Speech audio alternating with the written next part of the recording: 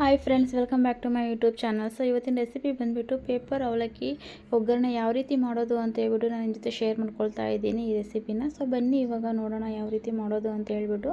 ಹಾಗೆ ನೀವೇನಾದರೂ ಹೊಸಬ್ರಾಗಿದ್ದರೆ ನಮ್ಮ ಚಾನಲ್ನ ಸಬ್ಸ್ಕ್ರೈಬ್ ಮಾಡ್ಕೊಂಡು ನೋಡಿ. ಸೊ ಎಲ್ಲೂ ಸ್ಕಿಪ್ ಮಾಡಿದೆ ಫುಲ್ ವಿಡಿಯೋ ನೋಡಿ. ಇದೇ ರೀತಿ ನಮಗೆ ಸಪೋರ್ಟ್ ಮಾಡ್ತಾಯಿರಿ. ಸೊ ನಿಮಗೆ ಈ ವಿಡಿಯೋ ಇಷ್ಟ ಆದರೆ ಲೈಕ್ ಮಾಡಿ, ಶೇರ್ ಮಾಡಿ, ಕಮೆಂಟ್ ಮಾಡಿ. ಸೊ ಇದೇ ರೀತಿ ಸಪೋರ್ಟ್ ಮಾಡ್ತಾಯಿರಿ. ಸೊ ಬನ್ನಿ ಇವಾಗ ಯಾವ ರೀತಿ ಮಾಡೋದು ಅಂತ ಹೇಳ್ಬಿಟ್ಟು ನೋಡೋಣ.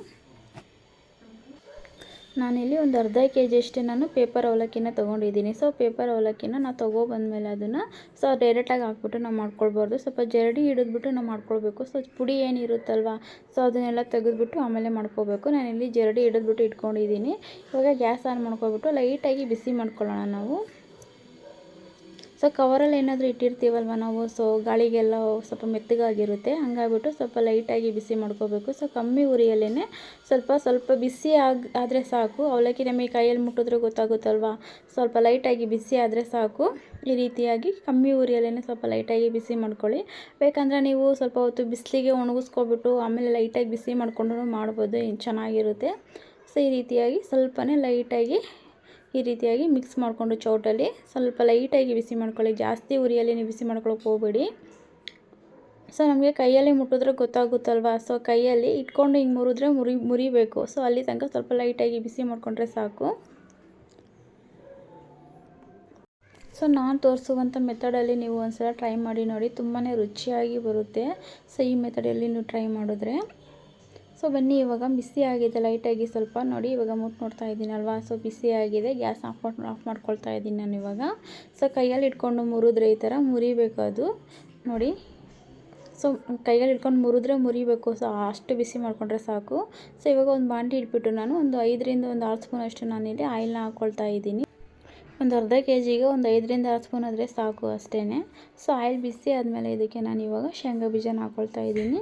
ಸೊ ನಾನು ಒಂದು ಕಪ್ಪಷ್ಟು ನಾನು ಶೇಂಗಾ ಬೀಜನ ತೊಗೊಂಡಿದ್ದೀನಿ. ಸೊ ಮಕ್ಕಳು ಸ್ವಲ್ಪ ಜಾಸ್ತಿ ಕೇಳ್ತಾರೆ, ಹಂಗಾಗ್ಬಿಟ್ಟು ಜಾಸ್ತಿ ಇಷ್ಟಪಡ್ತಾರೆ, ಹಂಗಾಗ್ಬಿಟ್ಟು ಸ್ವಲ್ಪ ಜಾಸ್ತಿ ಹಾಕ್ಕೊಂಡಿದ್ದೀನಿ.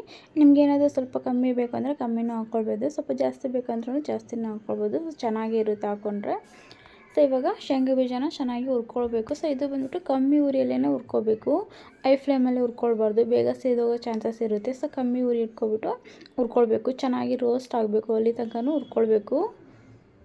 ನೋಡಿ, ನೋಡ್ತಾ ಇದ್ದೀರಲ್ಲ ಇವಾಗ ಕಲರ್ ಚೇಂಜ್ ಆಗಿದೆ. ಸೊ ಕಲರ್ ಚೇಂಜ್ ಆದರೂ ಸಮೇತ ಇನ್ನೊಂದು ಸ್ವಲ್ಪ ಹೊತ್ತು ಹುರ್ಕೊಳ್ಬೇಕು. ಸೊ ಒಳಗಡೆ ಎಲ್ಲ ಸ್ವಲ್ಪ ಮೆತ್ತಗಿರುತ್ತಲ್ವ, ಸೊ ಹಂಗಾಗ್ಬಿಟ್ಟು ಸ್ವಲ್ಪ ರೋಸ್ಟ್ ಆಗಲಿ ಅಂತ ಹೇಳ್ಬಿಟ್ಟು ಇನ್ನೊಂದು ಸ್ವಲ್ಪ ಹೊತ್ತು ಹುರ್ಕೊಳ್ಬೇಕು. ಚೆನ್ನಾಗಿ ಕಲರ್ ಬಿಡಬೇಕು, ಅದು ಅಲ್ಲಿ ತನಕನೂ ಚೆನ್ನಾಗಿ ಹುರ್ಕೊಳ್ಬೇಕು.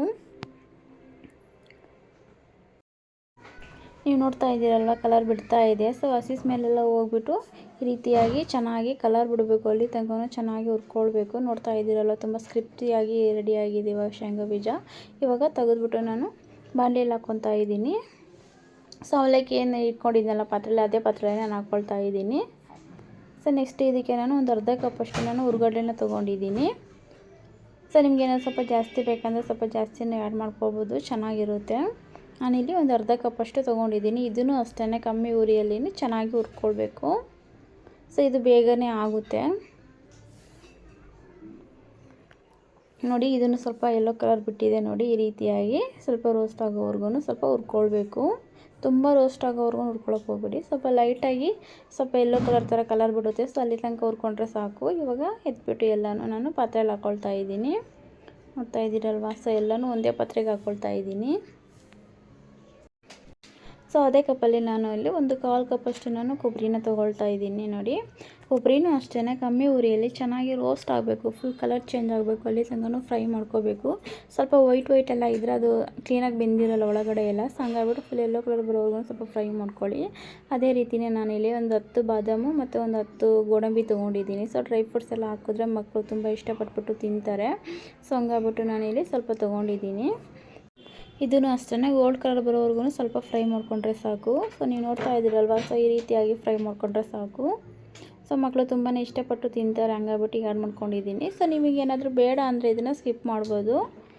ಸೊ ಇವಾಗ ಅದೇ ಆಯಿಲಿಗೆ ನಾನಿಲ್ಲಿ 1.5 ಸ್ಪೂನಷ್ಟು ನಾನಿಲ್ಲಿ ಸ್ವಲ್ಪ ಸಾಸಿವೆ ಹಾಕ್ಕೊಳ್ತಾ ಇದ್ದೀನಿ. ನಾನು ಇಲ್ಲಿ ಒಂದು 10 ಹಸಿಮೆಣ್ಸಿನ್ಕಾಯಿನ ಆ್ಯಡ್ ಮಾಡ್ಕೊಂಡಿದ್ದೀನಿ. ನಿಮಗೆ ಸ್ವಲ್ಪ ಖಾರ ಜಾಸ್ತಿ ಬೇಕಂದರೆ ಸ್ವಲ್ಪ ಹಾಕ್ಕೊಳ್ಬೋದು. ಸೊ ನಮ್ಮ ಮನೇಲಿ ಮಕ್ಕಳಿರೋದ್ರಿಂದ ಸ್ವಲ್ಪ ಖಾರ ಕಮ್ಮಿ ಹಾಕ್ಕೊಳ್ತಾ ಇದ್ದೀನಿ ನಾನು. ಇದನ್ನು ಅಷ್ಟೇ ಸ್ವಲ್ಪ ರೋಸ್ಟ್ ಆಗಬೇಕು ಹಸಿಮೆಣ್ಸಿನ್ಕಾಯಿ ಎಲ್ಲ. ಸೊ ಹಂಗೆ ಅಲ್ಲಿ ತನಕ ಫ್ರೈ ಮಾಡ್ಕೊಳ್ಳಿ. ಹಂಗೆ ಸ್ವಲ್ಪ ಕರಿಬೇವಿನ ಸೊಪ್ಪನ್ನು ಹಾಕ್ಕೊಂಡಿದ್ದೀನಿ. ಒಂದು ಅರ್ಧ ಸ್ಪೂನಷ್ಟು ಅರಿಶಿನ ಹಾಕ್ಕೊಬಿಟ್ಟು ಚೆನ್ನಾಗಿ ಮಿಕ್ಸ್ ಮಾಡ್ಕೋಬೇಕು. ಸೊ ಕಮ್ಮಿ ಉರಿಯಲ್ಲೇ ಫ್ರೈ ಮಾಡ್ಕೋಬೇಕು. ಸೊ ಇದಕ್ಕೆ ರುಚಿಗೆ ತಕ್ಕಷ್ಟು ಉಪ್ಪನ್ನು ಹಾಕ್ಕೊಳ್ಬೇಕು. ನಾನಿಲ್ಲಿ ಒಂದು 2.5 ಸ್ಪೂನಷ್ಟು ನಾನು ಉಪ್ಪನ್ನು ಹಾಕ್ಕೊಳ್ತಾ ಇದ್ದೀನಿ. ಸೊ ಅರ್ಧ ಕೆ ಜಿ ಅವಲಕ್ಕಿ ತೊಗೊಂಡಿದ್ದೀವಲ್ಲ, ಸೊ ಅರ್ಧ ಕೆ ಜಿಗೆ ಒಂದು 2.5 ಸ್ಪೂನ್ ಆದರೆ ಸಾಕು ಅಂತ ಅಂದ್ಕೊತೀನಿ ನಾನು. ಸೊ ನೀವು ರುಚಿನ ನೋಡಿಬಿಟ್ಟು ಹಾಕ್ಕೊಳ್ಳಿ. ಸೊ ಎಲ್ಲನೂ ಚೆನ್ನಾಗಿ ಮಿಕ್ಸ್ ಮಾಡ್ಕೊಳ್ಳಿ. ಸೊ ಈ ರೀತಿಯಾಗಿ ಉಪ್ಪನ್ನು ಹಾಕ್ಕೊಂಡು ಈ ರೀತಿ ಒಗ್ಗರಣೆಗೆ ಹಾಕ್ಕೊಳ್ಳೋದ್ರಿಂದ ಉಪ್ಪು ಬೇಗ ಕರಗುತ್ತೆ. ಸೊ ಚೆನ್ನಾಗಿ ಎಲ್ಲನೂ ಮಿಕ್ಸ್ ಆಗುತ್ತೆ ಅವಲಕ್ಕಿ ಎಲ್ಲನೂ. ಸೊ ಇವಾಗ ಒಗ್ಗರಣೆ ಮಾಡಿರುವಂಥ ಮಸಾಲೆನ ಇವಾಗ ನಾನು ಪಾತ್ರೆಗೆ ಹಾಕ್ಕೊಳ್ತಾ ಇದ್ದೀನಿ. ಸೊ ಆಯಿಲ್ ಸಮೇತನೂ ಹಾಕ್ಕೊಳ್ಬೇಕು. ಸೊ ಒಗ್ಗರಣೆ ಮಾಡಿರುವಂಥ ಆಯಿಲ್ನೂ ಸಮೇತ ಸೇರಿಸಿ ಹಾಕ್ಕೊಂಡಿದ್ದೀನಿ ನಾನು. ಇವಾಗ ಚೆನ್ನಾಗಿ ಎಲ್ಲನೂ ಮಿಕ್ಸ್ ಮಾಡ್ಕೋಬೇಕು ಚೌಟಲ್ಲಿ. ನೋಡಿ ಎಲ್ಲನೂ ಕ್ಲೀನಾಗಿ ಮಿಕ್ಸ್ ಮಾಡ್ಕೊಳ್ಳಿ ಫುಲ್ಲಾಗಿ. ಸೊ ಈ ರೀತಿಯಾಗಿ ಚೌಟಲ್ಲಿ ಮಿಕ್ಸ್ ಮಾಡೋಕ್ಕಾಗಿಲ್ಲ ಅಂದರೆ ಕೈಯಲ್ಲಿ ಪಾತ್ರೆನ ಇಟ್ಕೊಬಿಟ್ಟು ಕುಳಿಸ್ಕೊಳ್ಳಿ. ಎಲ್ಲ ಚೆನ್ನಾಗಿ ಮಿಕ್ಸ್ ಆಗುತ್ತೆ ಒಳಗಡೆಯಿಂದನೂ. ಸೊ ನಿಮಗೆ ಬೇಕಂದರೆ ಸ್ವಲ್ಪ ಮೇಲೆ ಸ್ವಲ್ಪ ಉಪ್ಪನ್ನ ಆ್ಯಡ್ ಮಾಡ್ಕೊಳ್ಬೋದು. ಸೊ ಉಪ್ಪೇನಾದರೂ ಕಮ್ಮಿ ಅಂತ ಅನ್ನಿಸ್ತು ಅಂತಂದರೆ ಮೇಲ್ಗಡೆ ಸ್ವಲ್ಪ ಉಪ್ಪನ್ನ ಆ್ಯಡ್ ಮಾಡ್ಕೊಳ್ಬೋದು. ನೋಡ್ತಾ ಇದ್ದೀರಲ್ವ, ಚೆನ್ನಾಗಿ ಮಿಕ್ಸ್ ಮಾಡ್ಕೊಂಡಿದ್ದೀನಿ ನಾನು ಇವಾಗ. ನೋಡಿ ಇವಾಗ ಪೇಪರ್ ಅವಲಕ್ಕಿ ರೆಡಿಯಾಗಿದೆ. ಸೊ ಇದಕ್ಕೆ ಇನ್ನೊಂದು ಆ್ಯಡ್ ಮಾಡ್ಬೋದು. ನಿಮ್ಗೆ ಏನಾದರೂ ಸ್ವೀಟ್ ಇಷ್ಟ ಆಯಿತು ಅಂದರೆ ಒಂದು 4 ಸ್ಪೂನಷ್ಟು ಸಕ್ಕರೆ ಪುಡಿನ ಆ್ಯಡ್ ಮಾಡ್ಕೊಳ್ಳಿ. ಸೊ ಇಷ್ಟ ಆಗಿಲ್ಲ ಅಂದರೆ ಅದನ್ನು ಸ್ಕಿಪ್ ಮಾಡ್ಬೋದು. ನಾನು ಇಲ್ಲಿ ಸ್ಕಿಪ್ ಮಾಡಿದ್ದೀನಿ, ಹಾಕ್ಕೊಂಡಿಲ್ಲ. ಸೊ ನಿಮ್ಗೆ ಬೇಕು ಅಂದರೆ ಹಾಕ್ಕೊಳ್ಬೋದು, ರುಚಿ ಚೆನ್ನಾಗಿರುತ್ತೆ ಇನ್ನೂ. ಸೊ ಇವಾಗ ಪೇಪರ್ ಅವಲಕ್ಕಿ ರೆಡಿಯಾಗಿದೆ ನೋಡಿ. ಇವಾಗ ಸಖತ್ತಾಗಿರುತ್ತೆ, ಸ್ನ್ಯಾಕ್ಸಿಗಂತೂ ಸೂಪರಾಗಿರುತ್ತೆ.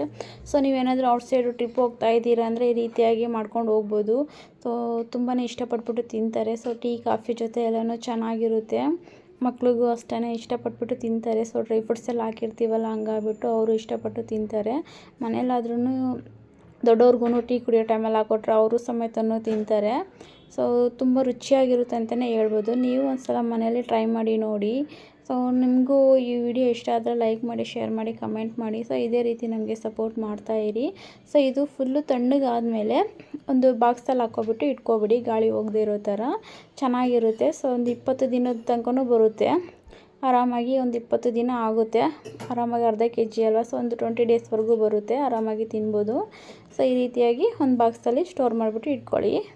Okay, bye guys.